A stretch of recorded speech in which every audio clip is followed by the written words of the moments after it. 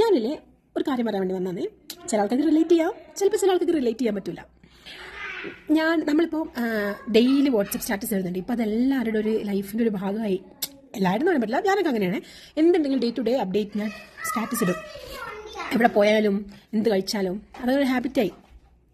പക്ഷേങ്കിൽ ഡെയിലി അതിനൊരു 100, 200, 200, 300 വ്യൂവേഴ്സ് എനിക്ക് ഡെയിലി വരാറുണ്ട്. എൻ്റെ കോൺടാക്റ്റിലെ ആൾക്കാർ തന്നെ എന്നും കാണും. ചിലപ്പോൾ നമ്മൾ ക്ലോസ് ഫ്രണ്ട്സ് ആയിരിക്കാം, ചിലപ്പോൾ നമ്മൾ ഡെയിലി കാണുന്ന ആൾക്കാരായിരിക്കാം, ചിലപ്പോൾ നമ്മൾ പേഴ്സണലി ഭയങ്കരമായിട്ട് അറിയുന്ന ആൾക്കാരായിരിക്കാം.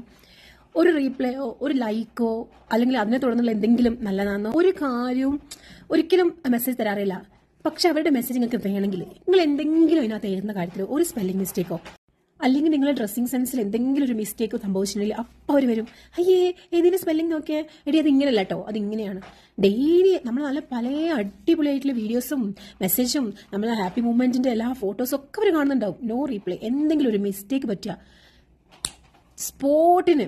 കാരണം നമ്മൾ എവിടെ വീക്കാക്കാന്നോ അല്ലെങ്കിൽ നമ്മളെ വീക്ക് പോയിന്റിൽ എവിടെ പിടിക്കാന്നോ അവിടെയാണ് ആൾക്കാർ നോക്കി നടക്കുന്നത്. ആൾക്കാർക്ക് ഇപ്പോഴും ഇൻട്രസ്റ്റ് അതിലാണ്. അല്ല ഡെയിലി കോൺവെർസേഷൻ നമ്മൾ കുറേ കാലം നമ്മളെ സ്റ്റാറ്റസ് കണ്ടില്ല എന്ന് വെച്ചോ, എടി എന്ത് പറ്റി, സുഖമാണോ, എങ്ങനെയുണ്ട്, ഇപ്പം എങ്ങനെയാണ് ഫ്യൂച്ചറൊക്കെ പോകുന്നത്, ഒന്നുമില്ല.